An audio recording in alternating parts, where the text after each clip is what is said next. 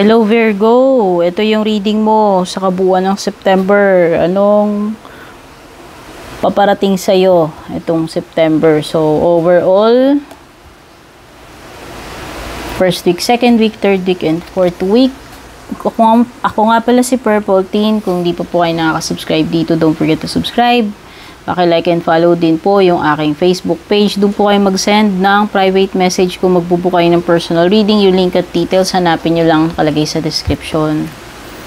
First week of September mo, Virgo, overall energy mo ay Tiger. Doing something risky, taking a chance. Baka susugal ka. Ibig sabihin, makikipagsapalaran ka. Magte-take ng leap. Ayan. Magbabaka sakali. Itatry mo yung luck mo.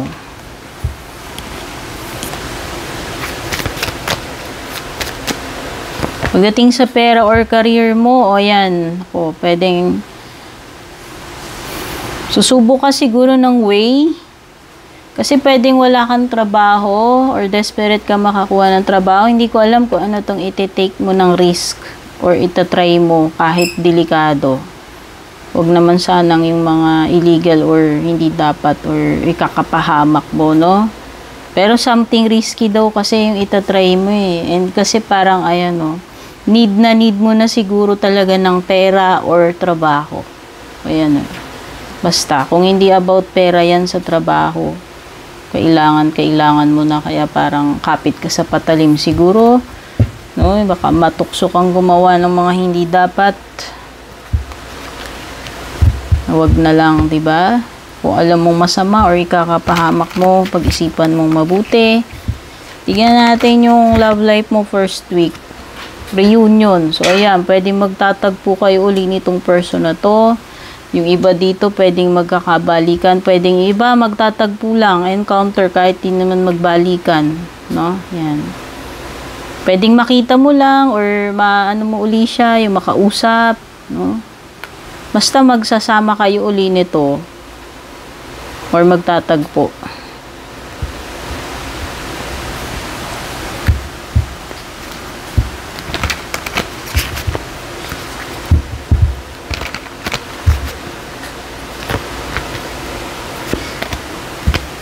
Merong Scorpio, strong Scorpio energy with the Death card, Moon. Scorpio energy. So, may water sign dito na involved. Okay? So, merong ano dito ha. Meron pagbabago para sa'yo. Kasi may transformation na si Death eh. Pwedeng magbabago yung kalagayan mo or situation mo rito. Or ikaw, parang magbabago yung pananaw mo. Basta meron something dito na ano, malaki yung ipagbabago. Ayan. And para kasing may element na wala kang choice kundi baguhin or kailangan mong tanggapin yung pagbabago rito. Si Death kasi ganun. No? Ito yung mga pangyayari, yung mga bagay na wala kang choice kundi i-embrace yung nandyan, yung paparating na pagbabago. O mapipilitan kang baguhin. No? The Moon. This is something mysterious. O, kakaiba. O, sabihin na natin, pwedeng may kababalaghan dyan. Mystery. Hindi ko alam kung ikaw ba itong may hawak na mystery or ibang tao na ma-encounter mo. Pwedeng secrets. Pwede rin itong emotions na nag-aano sa'yo, nakaka-apekto ng malaki. Pwedeng magiging emotional ka about something. Pwedeng fears din yan na hindi lang to yung mga sadness o yung ano. Marami. Insecurity, fear, any emotion na pwedeng ano, yun yung ma-overcome ka ng emotion mo.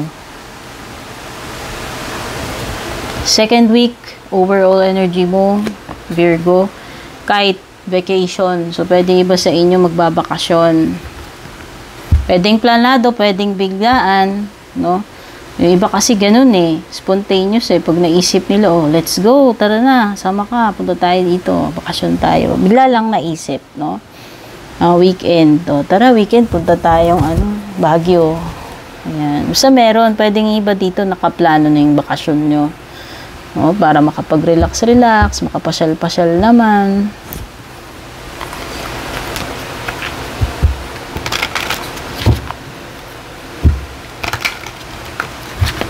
Pera mo at career, second week, saving money.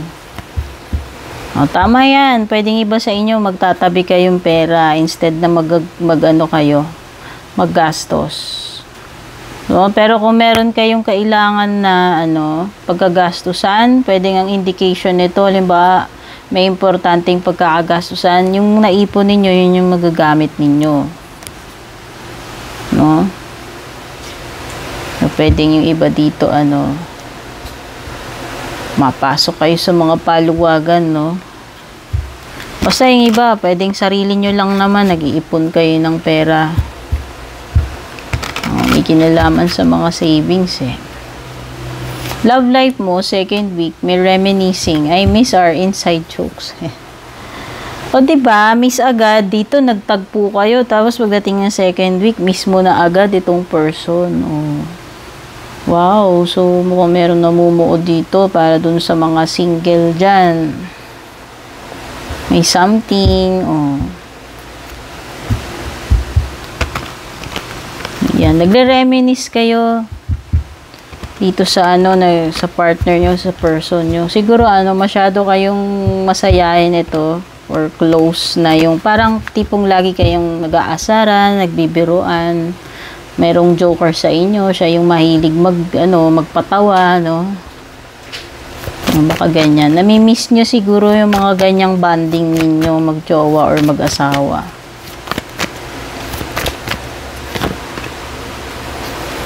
The Devil card, pwede may Capricorn energy. Second week.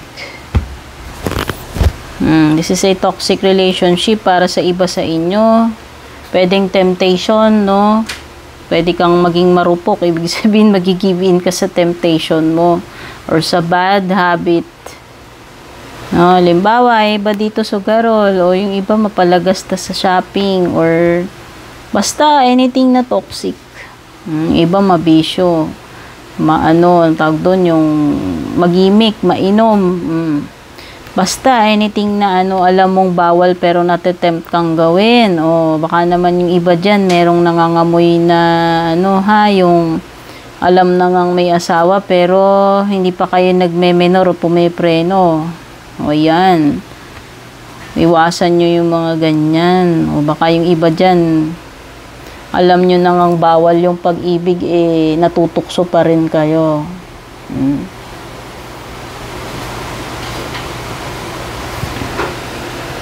At meron kang Three of Swords. So, pwedeng yung iba dito may third party energy. Kagaya na binabanggit ko, toxic to. No, yung iba dito, yung jowa nyo, pwedeng yun, magugulat na lang kayo na tatlo na pala kayo sa eksena. No? So, kung hindi ito about third party situation, pwedeng ito ay isang pangyayari na magiging masakit para sa iyo. Kung about health to, this is surgery or heart problem. So, make sure na nagpapacheck kayo, lalo na kung may nararamdaman kayo sa doktor lang kayo magtitiwala pagdating sa mga health concerns ninyo. Sa doktor lang po kayo magpakonsulta, no? O yung iba masusugatan, pwedeng ganun. So something na masakit, natusok, nasugat, or na heartbroken, no? Baka iba ganun na ma-experience nyo by second week. Third week of September, overall energy mo, Virgo, Isis, or disappointment in some affair. So, ayan, hanggang dito, disappointment meron pa rin. No? Kasi ito, kung na-heartbroken ka dito, syempre, carried pa rin yan dito sa third week mo. Wala nga namang na-heartbroken ka second week, tapos na agad sa third week. No? So, whether sa love life man to, hindi, basta merong pangyayari na madi-disappoint ka, no?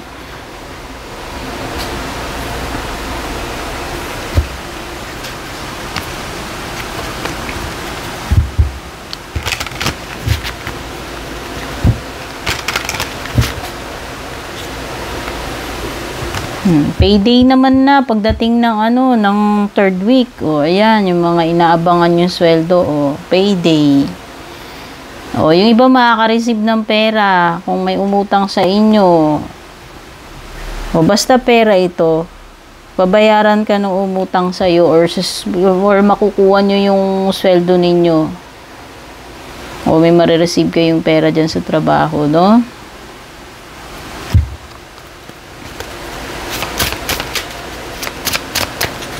Mga overtime pay o yung mga kung ano-anong pay dyan.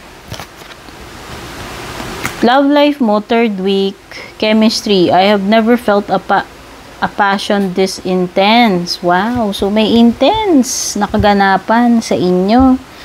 No, very fiery, very hot, very passionate itong third week pagdating sa love life mo, Scorpio. Ayan, oh. Intense, as in. Merong kaganapang intense sa inyong dalawa ni person. Ano kaya yorn? Bahala na kayo dyan. No? Oh, basta, sinasabi dyan, parang hindi ka pa nakaranas ng ganyang kagrabing intense na passion sa mga naging person mo. It could be a past, person. No, kasi six of cups. Pero, this is a card of reminiscing. Ayun, no? Second week mo, reminiscing. Third week, may reminiscing pa rin. So, pwede. Pwedeng binabalik-balikan mo yung past, eh. Pwedeng yung iba sa inyo dito, meron kayong current relationship, pero hindi nyo na-feel yung intense na passion doon. Pwedeng doon sa past person. Ayan, no? Kaya yun yung binabalik-balikan ninyo. Ayan, no? Dito sa present, yung iba bored, hindi kayo masaya, hindi kayo kontento, pero pagdating dun sa past, doon umaatikabo yung passion ninyo.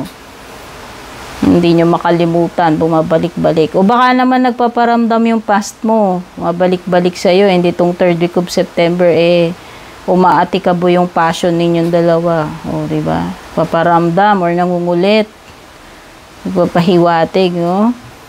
Okay, pwede rin naman itong hindi lang sa love life, pwedeng may kinalaman sa mga memories mo in the past, kung ano man yun, na parang mare-remind ka or bigla mo na lang maaalala. Magbabalik-balik, no? Iba dito, ayan, pwedeng merong mag-aabot sa'yo, mag-o-offer, dededmahin mo kasi hindi mo type, no? Yan, hindi ka interesado. Pagiging hindi mo na-appreciate yan. Pwedeng iba dito, hindi nyo na-appreciate yung meron kayo dito sa present situation nyo. Tong third week, o ano man yan. Fourth week mo, Virgo, overall energy mo, dealings or relationship with an older woman. So, pwedeng yung iba sa inyo, hindi lang to romantic.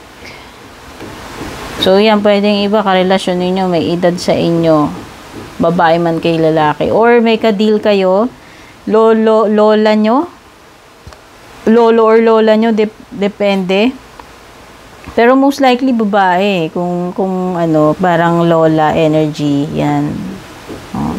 Whether yung iba dito, jowa nyo, mas may edad sa inyo, babae man or lalaki, or merong situation tungkol sa granny, no?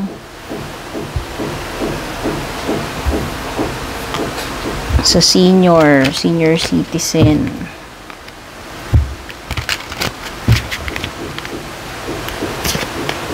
Changes pagdating sa pera.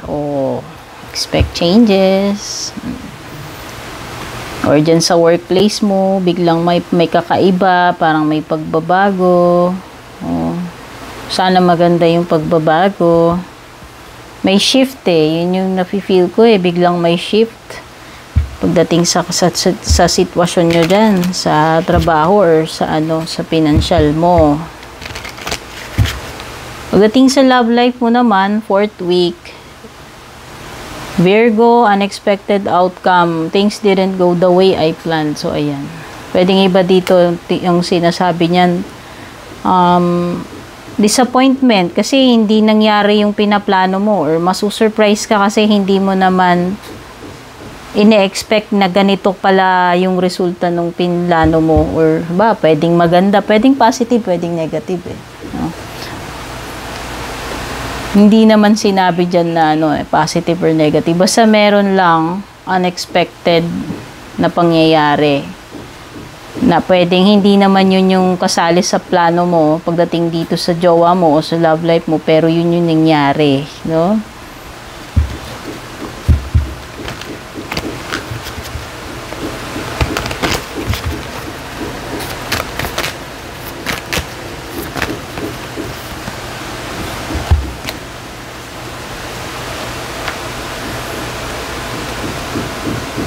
Okay, mag-ingat ka na may kinalaman sa pregnancy yan. Kasi ayan, no, you have unexpected outcome. Things didn't go the way I planned. So, pwedeng hindi planadong pregnancy to. May empress eh. Yun, nafe-feel ko. O baka yung iba sa inyo, biglang delayed na pala kayo. Or kung lalaki kayo, biglang magsabi yung person, uy, hindi ako dinatnan ng ganito 1 month na, diba? Biglang boom, wala sa plano ko yan. Hindi ko ine-expect na mangyayari to sa akin, no? Mag-ingat lang para sa mga wala namang plano na gumawa ng baby. No? Kasi pwedeng yun nga eh. Wala nga daw sa plan mo yan eh, pero nabuntis or nabuntis ka or nabuntisan mo, o di ba? Okay, something coming to fruition. So pwedeng something na aanihin mo about financial, pwede rin naman. Pwedeng may Taurus, pwedeng may Libra energy. No, ang ibig sabihin lang ay aanihin mo na yung rewards at mukhang pera siya, ayan no. Or kung hindi man pera yung aanihin mo yun, mako-convert mo into money. Basta mapapakinabangan mo. Profit. O, ayan, yung mga nagne-negosyo rito. O. Or kung meron kang ginagawa something, o pwedeng may paparating na baby, kung manganganak na iba rito, kung asawa mo, or ikaw. Or kung meron sa family na nag-expect na manganganak na magkaka-baby na, no? No, ang ibig sabihin lang ni Empress, merong something na namumuo na i-give birth mo. So, pwedeng may gagawin ka, ito yung resulta, no? So, yan, pwedeng resulta, pwedeng reward, yung bunga, no? Anything na, na anihin mo. Nag-accumulate, kumbaga, no? Baka naman yung iba, literal na may mga pataniman kayo, anihan, tas profit, no? O, yan. O. So, pwedeng may opportunity. Ito, nakumita ng pera, 4th week of September para sa'yo, Virgo. O, ayan, o. May potential ka dito na, magkapera ka or may pagkakakitaan ka.